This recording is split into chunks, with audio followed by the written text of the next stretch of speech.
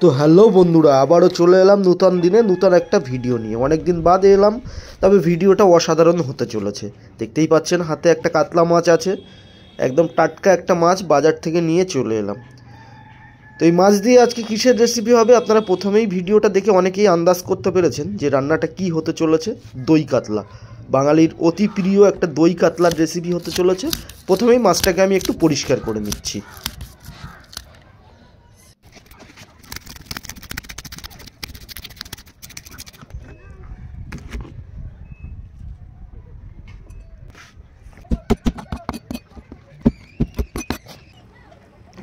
দেখতেই পেলেন মাছ পরিষ্কার করা কমপ্লিট, এখন কাটাকুটি শুরু।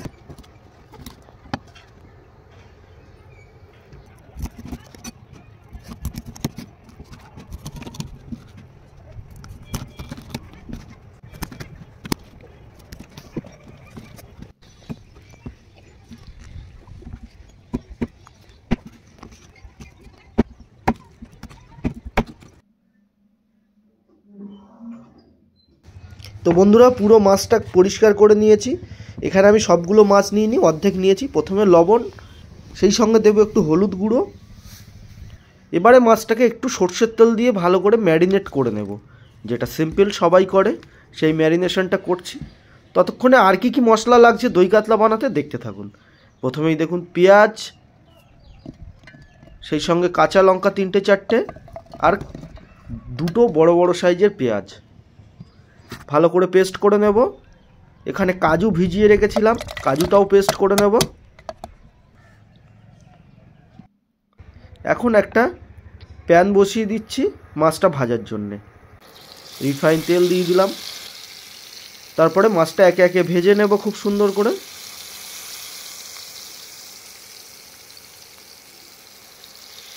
একদম অনুষ্ঠান বাড়ির মতোভাবে দই কাতলাটা বানানো হয়েছে।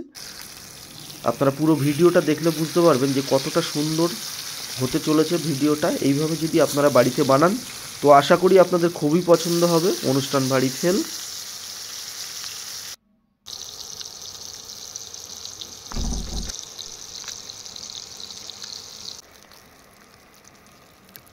মাছ ভাজাটা কমপ্লিট হয়ে গেছে, এখন মাছ ভাজাগুলো তুলে নিচ্ছি।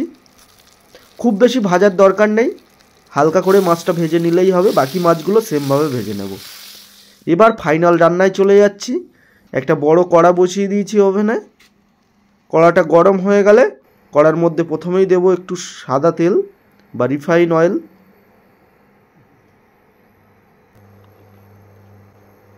কিছু গোটা মশলা চলে যাচ্ছে, এলাচ, দালচিনি, লবঙ্গ এবং মৌরি।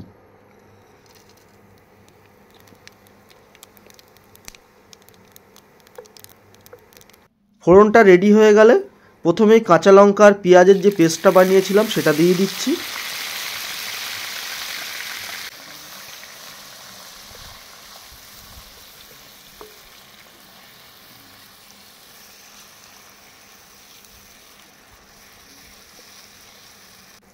পেঁয়াজটা কষানো হয়ে গেলে এখানে দিয়ে দিচ্ছি আদা রসুন বাটা। আদা রসুন বাটাটা দিয়ে একটু কষিয়ে নেব কাঁচা গন্ধটা যতক্ষণ না পর্যন্ত যায়।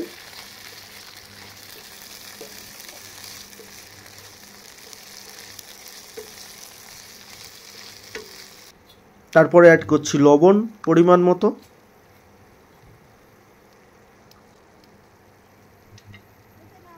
জিরে ধনের গুঁড়ো,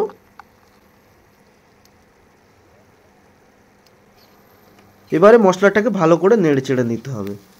এই সময়টা আপনারা খেয়াল রাখবেন মশলা যাতে পুড়ে না যায়। আঁচটা একদম লো রেখে এই মশলাটা কষিয়ে নেবেন। তারপর এখানে অ্যাড করছি টক দই। টক দইটা চেষ্টা করবেন যেটাতে টক কম থাকে সেই ধরনের দই একটু চেষ্টা করবেন।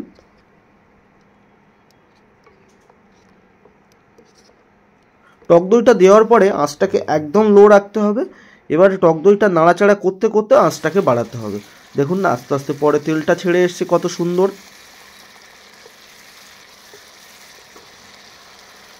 তারপর এখানে অ্যাড করছি কাজু পেস্ট। কাজু পেস্টটা দেওয়ার পরেও সেম আঁচটাকে লো করে দিয়ে তারপরে আস্তে আস্তে কাজু পেস্টটা যত নাড়ানো হবে তারপরে আস্তে আস্তে হিটটা বাড়ানো হবে। কত সুন্দর মশলা থেকে তেল ছেড়ে এসছে দেখুন। এইভাবে মশলা কষালে যে কোনো রান্নার স্বাদটাই সুন্দর হয়, তো এইভাবে ট্রাই করে দেখতে পারেন। তারপর এখানে দিয়ে দিচ্ছি সামান্য একটুখানি চিনি, স্বাদটা জাস্ট ব্যালেন্স করার জন্যে।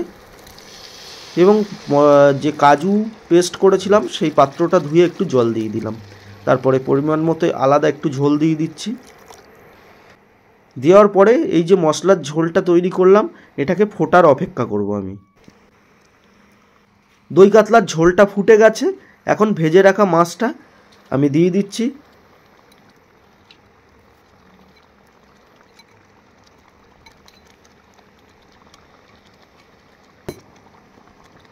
এবার একটু মাছগুলোকে সেট করে দেওয়ার পালা।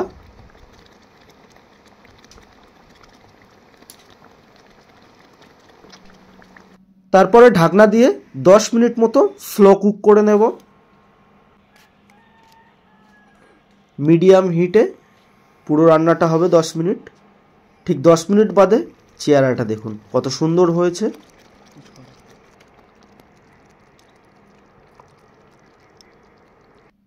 একদম লোভনীয় দেখতে হয়েছে। কতটা সুন্দরভাবে গ্রেভিটা যেমন সুন্দর হয়েছে, মাছটাও ততটা সুন্দর হয়েছে। শেষে ওপর থেকে একটু ধনিয়া পাতা কুচে ছড়িয়ে দিলেই হবে। ধনিয়া পাতাটা মিহি করে কুচে নিয়েছি, সেটা ছড়িয়ে দিয়ে ধনিয়া পাতাটাকে একটু মিক্স করে দেওয়ার পালা। দেখুন দেখতে যতটা সুন্দর, এটা খেতে ততটাই সুন্দর।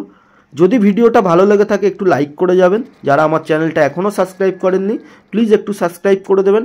শেষ পর্যন্ত ভিডিও দেখার জন্য অনেক অনেক ধন্যবাদ। আবারও দেখা হবে নতুন কোনো দিনে নতুন কোনো একটা ভিডিও নিয়ে। ধন্যবাদ সবাইকে।